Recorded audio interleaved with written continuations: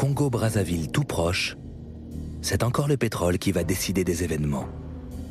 Dans cet autre émirat pétrolier sous le contrôle de Elf, le président dictateur Sassou Nguesso est en train de perdre le pouvoir. En effet, la conférence nationale de ce pays a adopté dans l'enthousiasme une nouvelle constitution qui non seulement supprime les références marxistes du régime, mais surtout instaure le multipartisme. Du coup, le président Sassou Nguesso, qui appartient à une ethnie minoritaire du nord du Congo, n'a plus aucune chance d'être réélu à l'occasion des premières élections véritablement démocratiques du pays. Mais Denis Sassou Nguesso a été pendant des années l'homme de Elf. Pour les dirigeants de la compagnie, il est hors de question qu'ils perdent le pouvoir. Il faut trouver une solution. Ce sera Pascal Lissouba, un ancien Premier ministre. Les dirigeants de Elf lui proposent de se porter candidat à la présidentielle. C'est un homme âgé, éloigné des affaires depuis longtemps. Il pense pouvoir le contrôler. Pascal Lissouba est originaire de l'ethnie majoritaire du sud du pays. Allié à Sassou Nguesso, de l'ethnie minoritaire du nord, il est sûr de remporter les élections.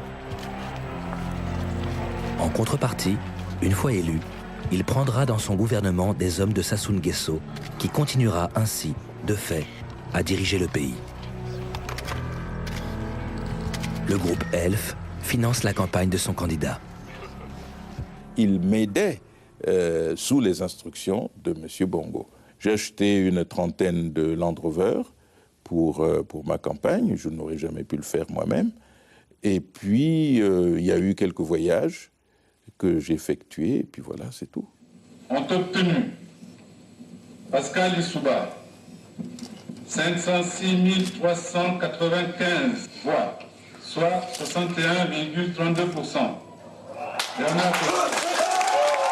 C'est bien Lissouba qui est élu, et à ce moment-là, Lissouba rompt l'accord avec M. Sassou Nguesso. En effet, Pascal Lissouba décide de gouverner seul et entend conforter son pouvoir en gagnant les élections législatives prévues quelques mois plus tard. Mais il a besoin de beaucoup d'argent pour mener campagne et aussi pour payer les fonctionnaires et les militaires qui n'ont rien touché depuis des mois. Or, seul Elf est capable d'avancer de l'argent en échange du pétrole à venir. Concrètement, Lissouba vous demande de l'argent pour sa campagne législative et vous refusez. Absolument. Parce qu'il ne respecte pas cet accord passé avec Sassou. Absolument.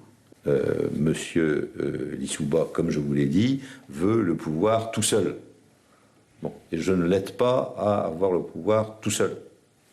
J'ai compris que voulait-il que je tombe et que probablement M. Sassou revienne au pouvoir. Bon, ben... Pascal Lissouba va alors, aux yeux de Elf, commettre l'irréparable. Il ne se contente pas de menacer de faire appel aux Américains pour faire pression sur Elf comme l'avait fait Omar Bongo. Il passe à l'acte et signe secrètement un accord avec une compagnie américaine, Oxy, trop contente de prendre pied au Congo. Elle lui prête 150 millions de dollars, garantis par 10 ans de production pétrolière. Avec l'argent des Américains, Pascal Lissouba gagne les élections législatives. Immédiatement, les incidents armés éclatent entre les partisans de Denis Sassou Nguesso, soutenus par Elf, et ceux de Pascal Lissouba. De 1993 à 1997, le pays va connaître 3 périodes de guerre civile meurtrière entre les milices des deux rivaux. Nous sommes, ça ne s'invente pas, avenue de la Paix. C'est ici que les combats ont été les plus violents. Pas une heure sans entendre un ou plusieurs obus. Tout le centre-ville est livré aux bandes armées. Des desperados pour la plupart, inspirés par des films de série B sortis des studios américains. Ils s'appellent Cobra, Ninja ou Zulu. Là, nous sommes avec les Cobras, les miliciens de Denis Sassou Nguesso, autrefois général-président et dictateur. Ici, pas d'idéologie, pas de programme, un seul ennemi, le président Pascal Lissouba. Mais pour ces miliciens, le coup de feu est une fin en soi et la Kalachnikov un moyen de subsistance. Interdiction d'aller plus loin. Le sergent nous a averti qu'à 200 mètres, il tire sur tout ce qui bouge. La preuve, cet adolescent a pris une balle. Il rentrait visiblement de l'école.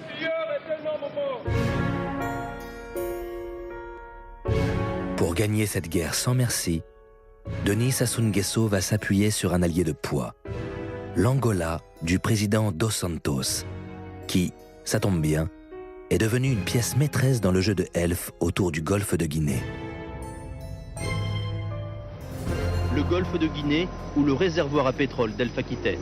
De cette région d'Afrique, le groupe pétrolier français extrait 60% de sa production.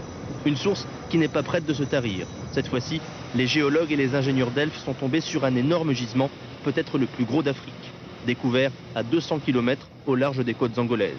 On l'a baptisé Dahlia. Dahlia, c'est un potentiel de 3 milliards de bidons de pétrole, un véritable Eldorado par 1300 mètres de fond. Mais l'Angola est également un pays instable, menacé depuis des années par une rébellion. Et l'instabilité dans un pays, on sait depuis le général de Gaulle que ce n'est pas bon pour l'exploitation du pétrole. Elf avance au président Dos Santos les milliards nécessaires à l'équipement de son armée. Là, c'est clair, oui, on aide le président Dos Santos à rester au pouvoir. Oui, bien sûr. La rébellion est définitivement matée. Et Dos Santos peut, avec la bénédiction de la compagnie pétrolière qui a financé son armée, se porter au secours de Sassou Nguesso, qu'il réinstalle sur son siège de président dans sa capitale, Brazzaville, ravagée par les combats.